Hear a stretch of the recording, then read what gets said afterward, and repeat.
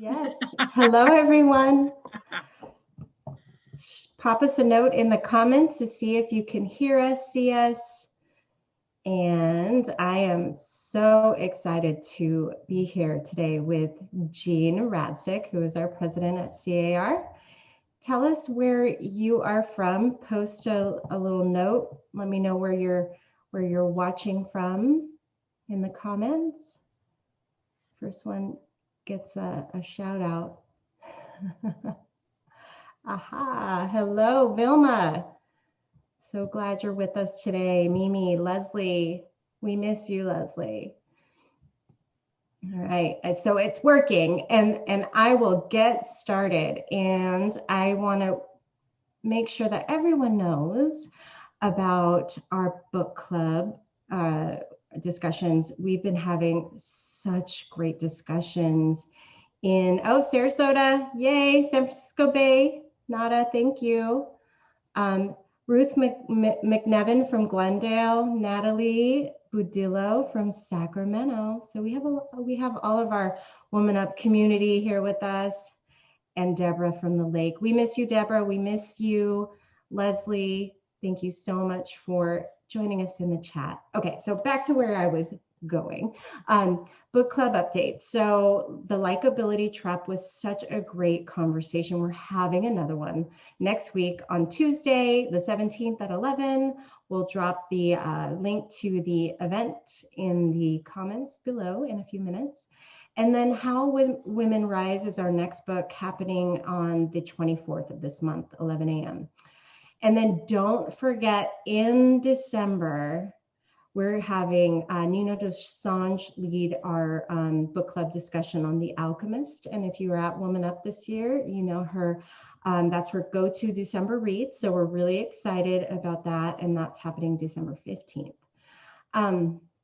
Another thing we launched this year, this year has been crazy. And we'll get to hear reflections on this year from Jeannie in a minute. But our fourth quarter wisdom series has been on fire, so good. The next one is November 18th at 11, and we have Molly McKinley and Heather Elias talking about building and what really is an intentional brand. I'm really excited about that. We'll post the link down below, but if you go to IamWomanUp.com and hit wisdom series, that's where you'll get it. That's really my C.A.R. and WomanUP updates, but I did want to say and give a huge shout out to Jeannie and the rest of the officers at C.A.R. In California. We had a huge win. Our proposition, Prop 19, passed and was called by the AP this week. So I'll ask Jeannie a little bit about that, to speak to that in a second. But I'd like to also give a plug and a shout out to Lori Namazi and the group Deliberately Fair Housing, one of our sister groups. We're really supportive, and we know that fair housing is a big deal and it needs to be. And they're hosting a conversation on allyship next week. And we have Dr. Leonard Moore, who's the Vice President of Diversity and Community Engagement, and George Littlefield, Professor of American History at the University of Texas at Austin. And then also our 2021 President-elect, Otto Katrina, and Matt DeFanis, who is the chair of the NAR Professional Standards Committee, all having this conversation that will be moderated by Lori Namazi. And you might see our Chief Diversity, Equity, and Inclusion Officer, Farrah Wilder, in there. We'll pop that link in there. But now I would love to get into this interview. And I encourage all of you, I know, I dropped that Facebook post, and we got all of the huge supporters saying I'll be there. So I want you to drop your questions in the chat. I will ask them of Jeannie.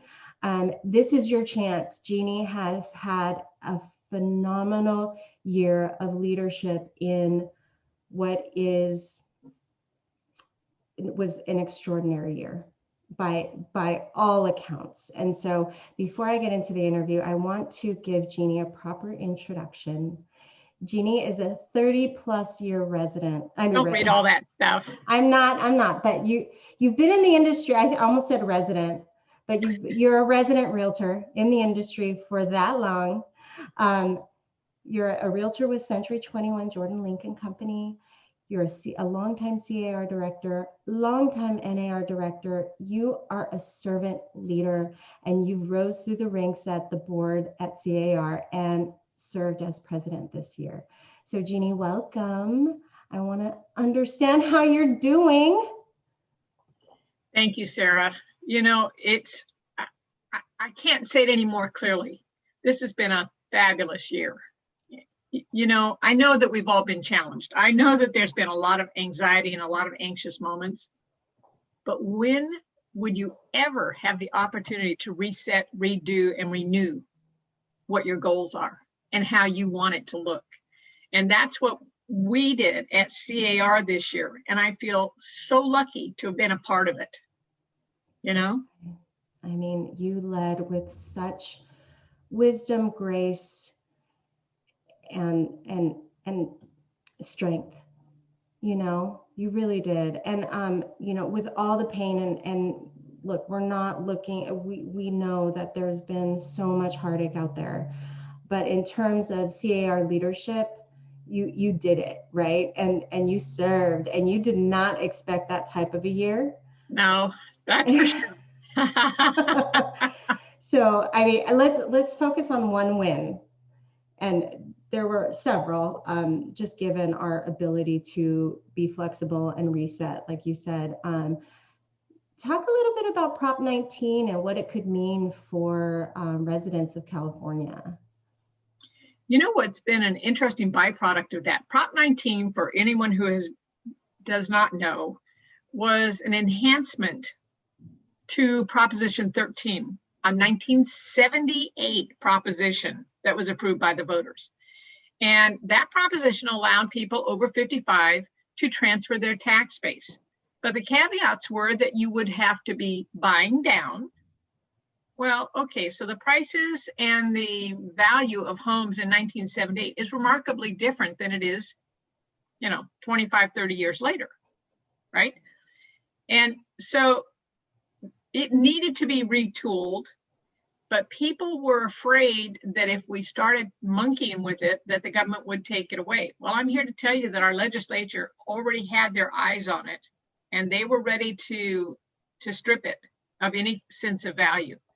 So that's where C.A.R. came in, and we proposed that not only would the folks over 55 be allowed to transfer their tax base, but you could do it up to 3 times, and you could buy up or buy down. Because I know a few years back, okay, fine, more than a few years, my parents moved from Riverside to Bakersfield, where I live, and they were not able to use that transfer because the house they bought here was more expensive than the house they were selling that they had been in for over 35 years. Right. So they could not transfer their tax base, even though certainly that would have been one of the eligible properties now. We also were able to include people who have been devastated by natural disasters, notably in this year of horrible fires that we've had to deal with, and people that are disabled, because they're kind of like that little, I don't want to minimize, but that's a little subset of our buyers and sellers that as diseases progress or their issues progress, they're no longer able to maintain and be in a home that they initially purchased.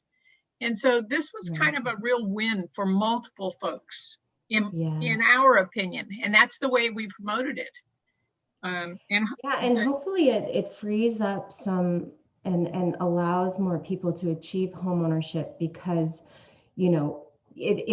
if people are moving, then that means more supply, right? More housing on the market for entry level, or hopefully more people that could get into homeownership. I couldn't agree more. I think that was such a huge win and under your leadership. So kudos. I know there was a lot of people behind it, but I just want to honor your involvement and just answering every question, every reporter. You were everywhere, Jeanne. So that's big. One of my local realtor friends called me yesterday and he said, "Hey, I just read an article that you're quoted in the LA Times. Can I talk to you?" which I thought was really cute, Oh, I love it. I mean, Realtor famous. it was just, well, that was the trigger because we just haven't talked recently enough. As I know, we all know, Right. you tend to lose contact unless you see somebody. Yeah. And in our world today, you don't see people in the same way you did before. There are no meetings that you go to at the association or in the office or that type of thing. So it's definitely created a little void for all the huggings that we live on. Yeah. And, you know, that reminds me of how important community is, you know, and the WomanUP community, us doing these so consistently every Friday at 2. I mean, I've been able to connect with and feel a sense of support and community that I wouldn't have without all of you. So thank you. True. It's absolutely true. Yeah. Yeah. And I think that's the biggest loss that we have felt, because certainly we all know, look at our market. We are in one of the best markets we've had in very, very long time, but it's not the same. Yeah. Because you don't get to see and touch and feel in the same way that you did before. Right. Well, I hope that leads like to learnings, right? I hope that leads people to grow. And when we are able to be in touch again, it changes for the better. And so I just want to ask you, Jeanne, what you've learned this year. What was your one thing, your takeaway, what you will take with you even after we go back to in person, hopefully soon? The importance, I mean, it sounds self-serving, but the importance of your support system. And as you know, this year could not have happened without the C.A.R. staff. Just couldn't have. And it is so important for people to realize we are not independently on our own little islands. We are all interconnected. And so you have to acknowledge that, know that, and embrace that. Yeah. Reminds me of, and Sabrina, hi, baby, you're watching. She posted something on social media today that it really resonated with me, and it relays back to what you were saying, and that is really, you can depend on your team, whatever that looks like, right? Like you depended on C.A.R. staff in your role as president, but you also depend on the people you work with, and you can lean on your community of support, and it's okay. I think that permission to say it's okay to do that, especially now, but it's okay always. It's okay always.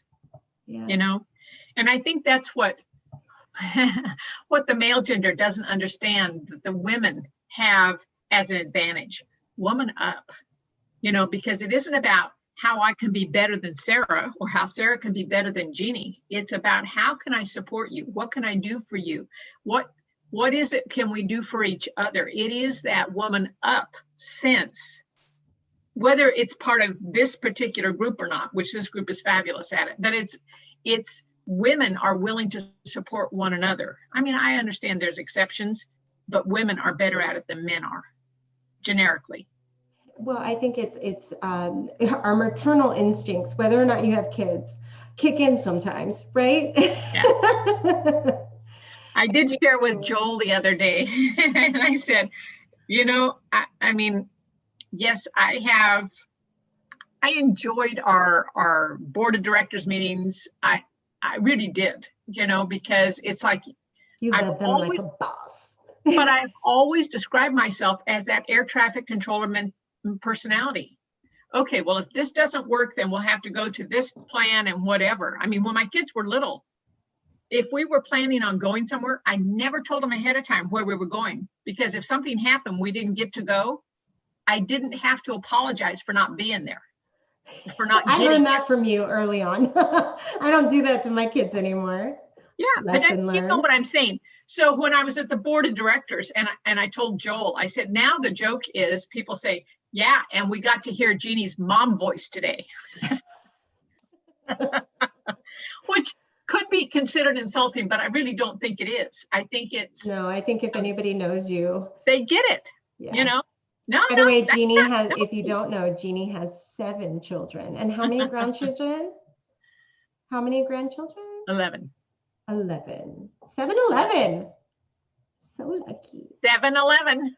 7-Eleven. I'm loving all the comments in the chat. Sabrina says, we all need each other and you were the right leader for the right time. Such a wonderful leader. So let's talk about your reflections on 2020 and your leadership. So what went better than expected? What went not so great? I mean, where do you want to go? Where would Jeanne like to take this? Without sounding like I'm giving myself the crown of authority, because I've given you the crown. Just no, but you know what I'm saying. I'm very, very lucky, and most of you have heard me say this. I'm very lucky to have been in this position this year, because I think temperamentally I was in a position that I could handle it and I could do it. I hate the word pivot, so I don't use it seriously, because everybody and his cousin is going to pivot about something. But we've been pivoting since birth. but the reality is, I didn't have to overcome somebody's preconceived ideas of what I needed to look like, sound like, or be, because I was me, because it was a different world. I didn't have to walk over, prove, unprove. I didn't have to anything. I was allowed to be me. And that puts me in a very, very, very lucky position. And people accepted that. But I also will tell you that the one of the biggest things that I think I did is what I do in my business. Answer, respond. If somebody emails you, respond. If they call you and you can't get back to them in the next couple of minutes, send them a text. If they text you, respond. I mean, I am a responder. You know sure that. Are. Oh, yeah. And I think that's so important. How do people function in our real estate world if they wait 24 hours to respond to you? I don't get that. Yeah, we don't live in that world anymore. Maybe in the 90s, but immediate response is pretty much the norm. But it's not. You'd be shocked. It's the expectation. It's the expectation, but people are not good at responding. And so I can't tell you how many members have said, oh my gosh, you answer so quick. Yeah. Well, isn't that what you expected me to do? Yeah. Well, I think it goes to your leadership style, right? Your business style, your business sense, because it really is about communication. It really does come down to that. Yeah. And you were fierce. I mean, we got love letters, which you responded to. We also got, if you like, you could do better, which you responded to. I could post a couple that would curl your toes. Yeah, we don't need to focus on that. But they did not like what I had to say. Okay. Yeah, but you know what? I think what was beautiful about your leadership, Jeanne, was that you were authentically you. And that was a beautiful thing to watch and to teach. You taught so many that it's okay to be you and authentically you.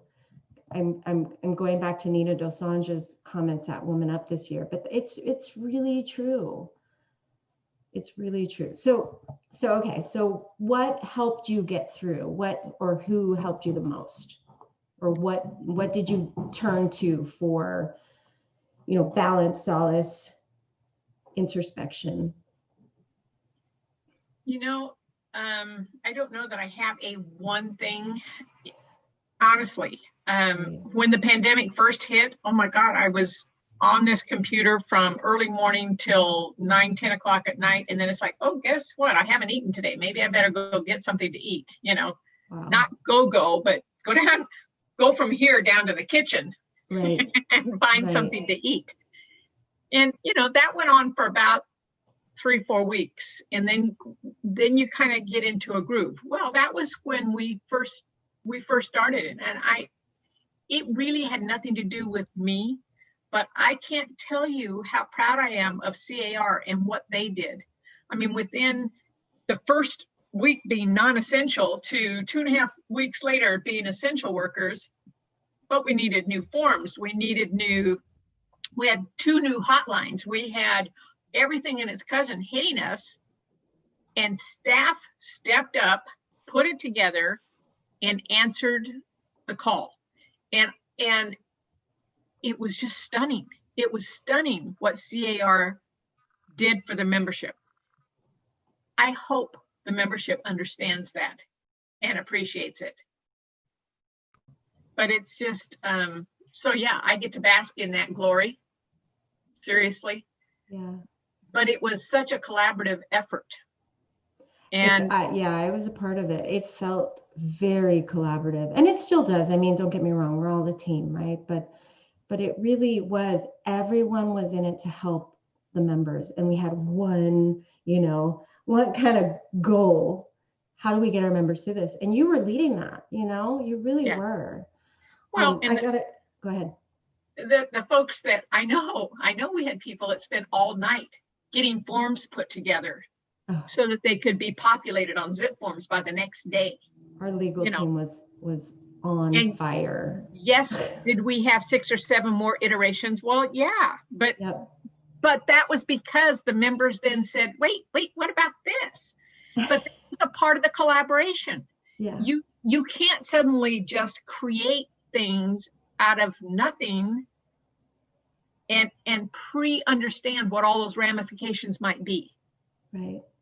And so it was also the memberships. And to your credit, I mean, look at the town halls that we are now into. I don't know what week we're into, but 847. I mean, I wouldn't miss those town hall meetings, because it went from everyone being so anxious and so needy and so oh my gosh, frantic about getting answers, to the last few weeks, it's like, yeah, but that's not how I do it. I do this. And then so-and-so says, oh, great idea. Okay, I'll do this. So now it's the brokers supporting one another. Yeah. We don't know they're competitors. Okay. But they're willing to share, and they're willing to offer what works for them. And everyone will bag on the one that comes up with something that says, nah. That's been what has been most rewarding, is watching the collaboration, not just staff, but including staff, but the other folks, the brokers, and how they see it working. I love that. I love the focus on collaboration and what you can do when you kind of put down the preconceived notions or whatever, and you just share, right?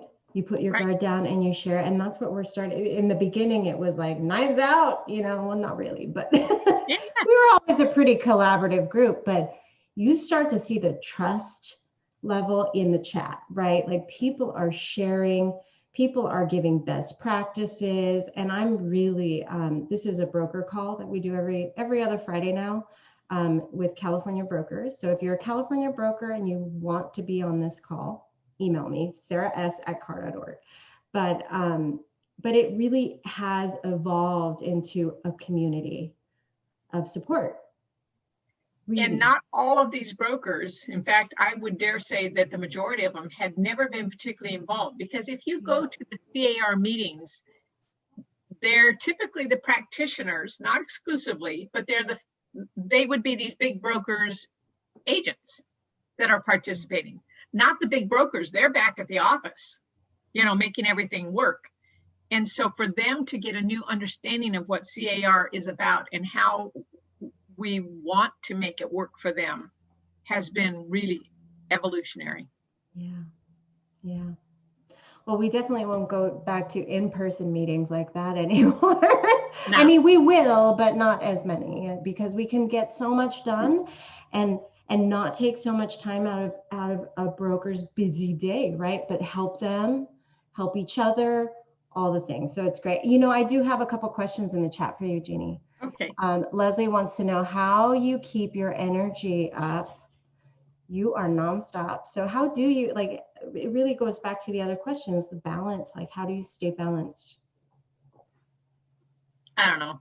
I don't know. Yeah, sorry. Thank you for your honesty. I'm supposed to have some gem to drop on you, but Look, we all agree. We all appreciate your honesty. But we all don't know either. If it's something that needs to be done, you just do it. Yeah. You know? It's no nonsense. And in the real estate world, before, during, and after this pandemic, why would you put off doing something till tomorrow? Because you don't know what tomorrow's calendar looks like. You know, you're starting each day, you're starting over. Yes, I know we have appointments. Yes, I know that you're going to meet with this client or that client or whatever. But what if something happens that interrupts that? Why would you put off getting the paperwork done for this one tonight? You know, now I am more driven that way than a lot of folks, and I know that. But it's just something, if it needs to be done, you just do it. Because it's more painful to worry about it.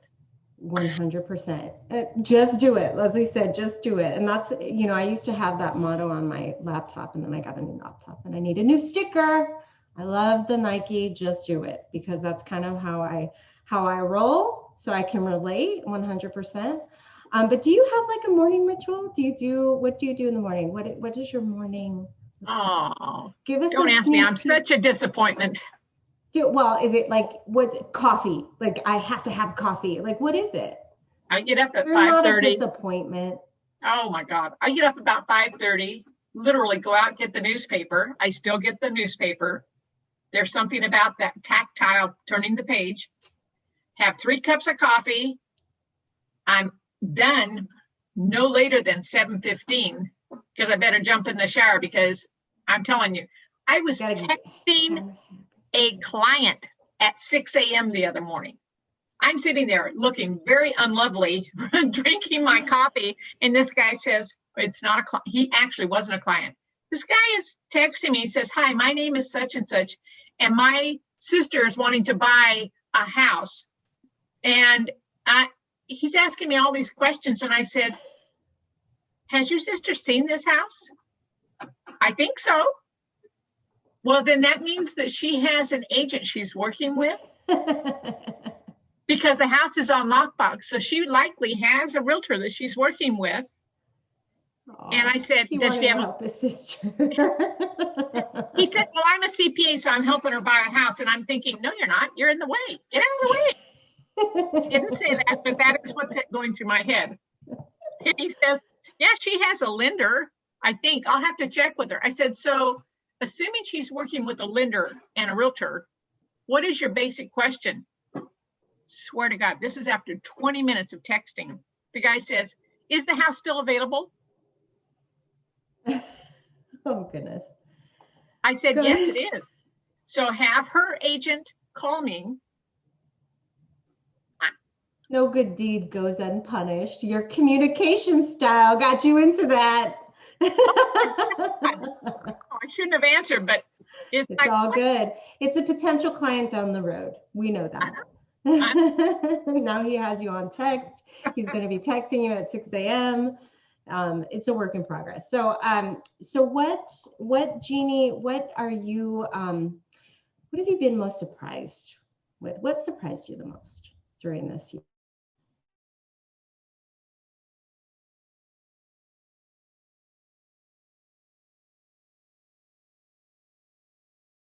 They've got an agenda, and it says President's opening remarks. And I sat there for half a beat thinking, oh, wait, that's me. Now, it only happened that first time, but it was like such a shock, because I would always sit there and wait for somebody else to start, right? I wonder if that will happen to Dave. Not likely. Maybe, you never know. Dave is pretty fun. Yeah, he's great. He's a great ally and supporter for sure. Yeah. Well, that's a cute story. I love that. Jeannie, I know, who'd have thought, right? Yeah. No, I love it. So over the past year, this has been a year, you took leadership in November of last year. Right. And your leadership journey ends after NAR concludes, right? Midnight tonight. Midnight tonight. Oh my gosh. So what? I see the feather duster coming out of my backside, right? So what has been your most proud moment during that year? And you can't say C.A.R. staff. You already said that. I will tell you, unabashedly. I'm just kidding. You can say whatever the you Sacramento meetings where we had to suddenly go virtual, and we had that board of directors meeting that was just unbelievable. And I felt so accomplished. I mean, I really felt like I was glowing for 2 or 3 days afterwards because I felt really good about it. People had been heard, people got their turn, but the meeting continued to go and flow, and I felt really accomplished after that meeting. So the ones we just did were good, but that one, that was such a new process that I felt really good about it. You did. You were phenomenal. You were phenomenal. And I think there was a point in time where people wanted to stop the conversation. And this had to do with what didn't have to do with the $30 million budget proposal. Okay. Yeah. So you did not let that deter you. You wanted every voice to be heard. And that was beautiful. That was a great moment to be proud of. I'm proud of you. I was proud of you back then, and I still look back on it. Well, and it's one of those things that I said at the time. I said, look, we need to make sure everybody, so don't call for the question. Well, then about 4 people in, somebody called for the question. I said, nope, I'm going to rule you out of order. And like their eyes went, what? You know? Wow. And it, because that's what I told them we were going to do. And so that's what you do. Yeah. Right now, the last meeting we had, yes, it did go long. And looking back on it, I could have probably done a couple of things differently, but we got caught into the weeds of people wanting to do committee work from the floor. And yet, how do you cut people off and say, this is an inappropriate time to ask? You know? Well, and you know, hindsight is oftentimes 20/20 in those moments. Yeah. And going back, let's look at the 2 meetings real quick, because this is like a deep dive into C.A.R. Board of Directors. So if you want to get involved, reach out to Jeanne, ask her how she did it, because she has been involved since 1996. And so, but it really was, you know, you wanting everybody to be heard. Right. And that's most important and a high value point for you as a leader of C.A.R. And so that played into a marathon board of directors meeting, but it was a very sensitive topic. It's anything that deals with, you know, fair housing, racial covenants, all of those things need to be discussed and fleshed out. And everyone, I think, got their chance to talk. Right. And we passed some extraordinary measures. We did. And I'll tell you, after the fact, because everybody was going, oh my God, 6.5 hours, you know, and it was long. I will tell you, by the time we were done, I suddenly realized it was pitch black outside and I had no lights on in the room. And it was like, oh, dang, you know, I'm in a cave. Yeah. But the reality was, I mean, when I talked to Joel about it, he was so excited because we had so many people participate that had never spoken up before. That's right. And I will tell you, and I expressed to him, I think that what part of that was, if you go to the board of directors meetings when they're in person, you have, you know, I'm up at this podium, and then there's a second podium, and then there's the floor, and you've got microphones scattered around the floor. That's intimidating visually. Not on purpose, but it's intimidating. So when you have 800 people with all their heads bobbing along at the same level, there's no more intimidation. I can talk. Okay. Yeah.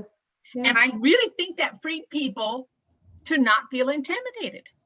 Yeah. Of course, I did tell them they had to have their video on. And Jeannie will check. Yes. That was one of the things, look, as a leader, you can ask people to do it. Not everyone will do it, but you can ask, and you can try. But the point is, if we were in person, would you be able to call in your question from the hallway? No, you have to be present. This is no different. It's being present for what we're doing. And having your video on is a part of that. I do want to, if anybody has questions for Jeannie, post them in the comments below. I want to say you got a lot of shout outs here. Vilma said Spike will do the first opening. Ha. Janet Dorsey, Leon, Lisa Dunn, everybody's saying hi. Hi, Farrah Wilder. Irene Reinsdorf, Natalie, your leadership has been steadfast, true, and comforting. I can't imagine having a better leader than you, Jeannie, during this pandemic experience or any time. Thank you. Very nice. Beautiful, beautiful. And Janet said you've done a phenomenal job in a very difficult year. The last BOD wasn't that long if you take into account that it's normally split into 2 meetings, which is so true. Thank you, Janet, for the reminder. Well, and there wasn't anything that controversial coming up, or we could have split it. And then what happened was that we got from the committees that there was, no big deal. And then the people sitting in the room said, oh, but yeah, this is a big deal. And so that's where it evolved into the length that it did. So Jeannie, will you give us, there's a question from Jessica Lupian. Will you give us any tips for leadership, for being a leader, for maybe rising up through the ranks of C.A.R. like you did? What would be your words of advice? Show up. Yeah. And show up expecting to work, not to be crowned, but to do the work. I mean, I swear to you, I thought I was flying under the radar for the first, 20 years I was coming to C.A.R. that literally I felt like nobody knew who I was. And a lot of people did not. But the people, staff knew who I was because I was always in the meetings. Now, I will tell you, I only spoke from the floor, I think 3 times in 20 years. Wow. Because you don't need to hear from me every time, but I would speak up in caucus. I would speak up as needed in committees, but that doesn't mean I have to go to the microphone at the board of directors, So I would just say, show up and expect to do the work. It's not enough to just show up and have somebody say, oh, there's Jeannie again. Well, no, that doesn't count. If you have nothing to offer, then why would they want to listen to you? That's a beautiful mark on your legacy, Jeannie, is show up, do the work. Oh my God, so many things are going through my mind right now. It's just so beautiful to see it. Well, and you really did. And I will tell you, I'm still extraordinarily active in my local association. Part of it is that my local association allows me to be, right. I'm not a has-been to them. I'm still on, literally, I'm on LCRC, which is, we took a vote. What that is. Well, that's local, it's local government where you're endorsing people locally. Okay. Candidates. So I participated in the interviews for all the people running for city council. Wow. And that was a couple of months ago. And so it's like, if you're not active locally, how do you know what's going on to forward it? Or conversely, I will go back and take a lot of credit for PACE. Most of us know what PACE liens are. Mm-hmm. Okay. So when we started seeing this as being a handicap for our local consumers, we put together a team of 4 people, and we went to every city council meeting. We went and visited in their offices. We went to the board of supervisors. We were the first community in California to ban it from Bakersfield and from Kern County. Wow. And it took a lot of work, and it took testimony, and it took those interpersonal relationships. Well, if I had stepped out and was only working through C.A.R., I have no credibility locally. Today, I mean, I'm not running anything locally in a real sense, but today, if we have something come up, I know if I send an email or a text to my city council member, he will respond. So will my board of supervisor guys.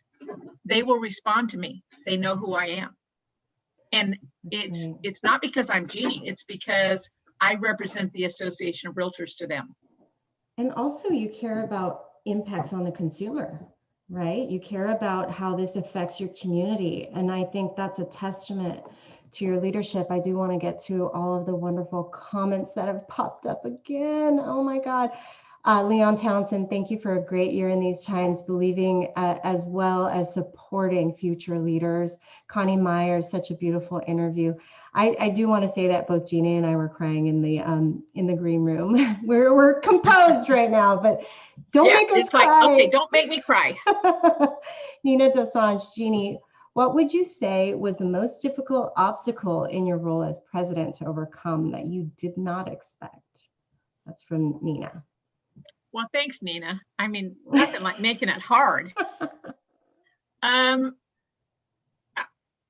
really think trying to maintain some semblance of ordinary had become a little challenging at some point. On the other hand, the pandemic also allowed me to see more people. I understand it was on Zoom, but when I visited the people in Yuba City or the Sutter area, I could talk about spending 2 weeks every summer in Chico. And I knew where Durham was. And I used to have an uncle that lived in Corning. So when I went to Reading, I could talk because he drove through Corning, right. So and I grew up in Riverside. So when I did their installation a couple of years ago, a year and a half ago, okay, I was mean. I was really mean. So if they're on, I apologize. But the whole group was totally out of control. Out of control. I mean, they had a roulette table going at the same time they were doing all the installation stuff in the same room. And it's like, what? So they put me up on the stage and say, will you do the installation? I made them all stop talking. You wielded your leadership style. Well, but I told them, I said, you all voted these people in to represent you. I would think you would like to give them the courtesy of listening to them be installed. This is a big deal for them. So if you'll all take a moment to stop doing what you're doing and give them the honor of respecting what they've been voted into, I think that would be nice. The room got deadly quiet, just saying. Well, that was a powerful lesson for them. But I mean, it's like they so don't. You got to see, right. No, yeah, they probably were not aware, and you made them aware. But going back to the question, though, you were able to see more people. Yeah, I was able to see more people. You were, because of the technology that we have, right? Because of this technology, you were able to probably see more people than you could have in a normal year as president. I mean, I think I've got 2 installations coming this coming week. Yeah. And, they're in widely different areas. So would I have been able to do that back to back? Well, maybe, with a lot of driving. Because there's nowhere, I can't jump on a plane where I live in Bakersfield and get to anywhere that is helpful in a time frame I need, right? That's right. And so I was driving a lot last year. I've had several conversations with you in the car. Yes, you have. And she means what she says. Whenever I needed Jeanne, or if I called her, text her, she would always answer. Within seconds, really, you are who you say you are. You put your money where your mouth is, and you do it. I love that. But everybody has my email. Everybody has my cell phone. Yeah. So tell us what it is so that people can call you right now, or we'll post it. Well, not your cell phone, but your email. We'll post how to get in. My cell phone. I don't care. All right, go for it. What's your cell phone? 661-319-6555. All right. So if you want to text Jeanne, we'll also post it in the comments. And it's Jeanne@JeanneRadsick.com. No, it's Jeanne, Jeanne at Radsick.com. Ah, okay. My bad. I will fix it and put it in the comments. Because if you pronounce it Jeanne, which yes, 90% of the time people call me Jeanne, and I'm good with that. But if you spell it that way, it gets bounced. Oh, okay. Jeanne. Right. Okay. All right. I've known you always as Jeanne. I know, and I'm good with that. I do want to get to a couple more comments. Nada, I'm sorry if I'm mispronouncing your word. Nada wants to, I won't use the word pivot. Whoops, I said it. What pitfalls do you see in the reconfigure or recalibration that will impact the people, I think, our realtor community over the next year or two? You know what really worries me is that people are really kind of unwilling to follow our current game plan, which is, I mean, it's not our rules, it's the CDC rules, you know, the Department of Health. Or the reopening. The reopenings. Yeah. And I get texts, emails, phone calls from people saying, when can we do open houses? Get over it. Yeah. It's, yes, I know it's kind of fun. And I do know. I mean, I sell homes. It's an important part of this process. I know people like to do it, but not now. Stop it. Yeah, especially right now, cases are going up. It's a dark time for. So I think that if people will pay attention, I think the worry for me personally is that it will make me lazier. That if I don't have that driving point that I have to go do an open house, or I have to do this, or I have to do that, and that's an internal thing. But it's just that's your drive. You change what you're doing. You know, change how you look at it, because those buyers are still going to be out there. They're still going to be buyers. And just because they don't come to you doesn't mean they're not going to buy your house. Yeah. You know, they will find someone, and your home that you have listed will still sell. You may not get the buyer, but they will still sell. That's right. So change the way you do business right. I do want to comment that there's a showering of love in the chat. So I encourage you to go back after the fact and read all of these wonderful comments. Carla Ekbeer, sorry, bad. Thank you, Jeanne, for your hard work in 2020. We sure didn't expect it to go the way it went. Thank God we pulled it through. What's your feeling for 2021? I think you mentioned that, unless you want to add to it. Lisa Dunn, just says having you has been a blessing, and you are an inspiration, and you truly are. Any final, and thank you, Kim. Kim Huckabee's watching. Sabrina's going to call you. Kim posted your email, and and we'll post your cell phone, because she really does mean it. She wants you to reach out, and I think she's going to have a little bit of time on her hands to answer your call. I know, it's scary. I know. But for those of you who don't know, Kim Huckabee is my local association executive. Yeah. I can't tell you how much I love working with this woman. She is the best that could be, and she supports me. She will call me and say, hey, what do you think? For somebody like me, there's nothing better than to be included. And Kim has done a fabulous job. Obviously, the associations are still closed. Yeah. We've had more people attending Zooms and attending classes and attending regular meetings for commercial investment. And for those of you, maybe it's just a local thing. I've gone to our commercial investment for probably 25, almost 30 years locally. Why would you not want to know what's happening in the commercial world? Why would you not want to know? Because what happens in commercial is reflective of what's happening in residential. So we had a local city manager from a local city shafter that's near us. It's a small farming community, more or less. This guy came and he's talking about this new deal that's coming in. And there's this huge project of new homes. So after it was all over, I said, oh, so who is going to be providing the schools? And he said, oh, well, we've reached an agreement with this school district. Out of my mouth then was, oh, then you're going to have a Melrose on all these houses. Now, all the commercial guys in there had no clue because they don't deal with Melrose, right? But if you were residential, that was a heads up, boys and girls, you better pay attention. There's Melrose on all that new construction coming in. It impacts their taxes. That's right. So it doesn't matter. I was just about to ask you. Yeah. It doesn't matter that you don't sell commercial. Pay attention. Show up.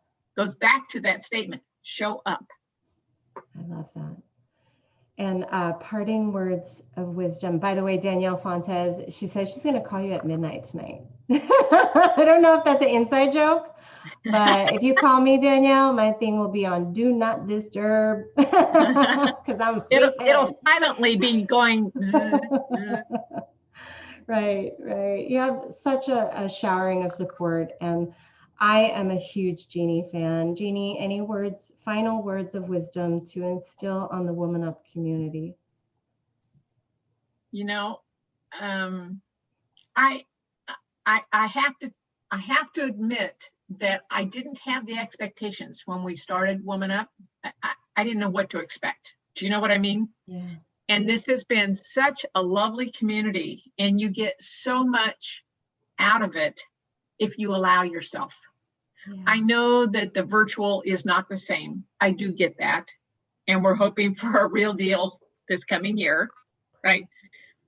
But it is women supporting women in ways that, well, let me tell you how I did it kind of thing. And that's what women are waiting to know, because they don't know the questions to ask maybe. But if somebody will say how they did it, it's like, oh, I can do this. And we've got example after example of women who have opened their own brokerages, who have done things that they didn't believe they were ever able to do. And don't ever discount the collaborative nature of being part of this group. This is a fabulous group. Well, with that, thank you so much, Jeanne. I am going to cry, but I'm going to do it after we close the show. I love you. Thank you all. Make sure you visit us next week. And Jeanne, your leadership has been nothing short of amazing. So thank you. Thank you, Sarah. So thanks for the invitation today. Oh my Everybody gosh. out there, I love you. Thank you for your support. Thank you for helping me get through this year. Thank you. Thank you. Okay, I stopped the live stream. Hey. You're amazing, Jeanne.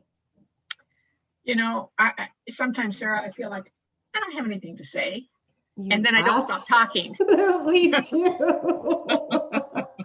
This was such, I mean, you should, I encourage you to go in the chat and look at all the comments because they are beautiful. That is a testament to the impact you made this year. And I should have said that at the end, but I would like to, you remember that thing you wrote for Member Director Forum? And I have it still, but it was your, reflections on the pandemic. And I said, could you make this into a blog article for WomanUP and maybe incorporate some of the questions and answers that we talked about? Do you mind? Would you do that for me? And we'll put this into a blog post, and then we'll put the link of our article, of our video, just the video for YouTube. We're going to put this on YouTube. That way it's like evergreen. I'll go back and find it and expand upon it. That would be great. And I would love for you to add those comments about WomanUP at the end, because it'll live on IamWomanUp.com. So whatever you feel comfortable with. I am one of those people that, roll your eyes to the back of your head. Okay, one more thing to participate in, but seriously, I mean, this is one of those things where I don't give it enough opportunity to take root. I know that, but this one has been a good one. This one has been a real good one. You will. Yeah. Thank you. Thank you for all of the support. I'm so glad we kind of bookend your year with WomanUP. Interesting, huh? Yeah. Yeah. Then All every right. time I see myself, it's like, oh, damn, I need a haircut. By the way, I think your husband's in the background. He kind of popped in. I don't know how, but like he's wearing a sweater, like a red He's sweater. wearing a Fresno State sweater. Just so you know, he made a cameo. All good. All good. I was going to say it, but I was like, nah. Just once at the end. I get you. I'm right here. All right. Well, I hope you will enjoy some much needed rest. You know, just getting out to lunch today was like, oh my God, I haven't done that in what, 9 months? Yeah. Damn. Time to do that some more. Time to rejoin the world. Yeah. Yeah. You know. Well, thank you, Jeannie. I really, truly admire you, appreciate you, and love you to death. So thank you. Mwah. Thank you. Okay. Bye.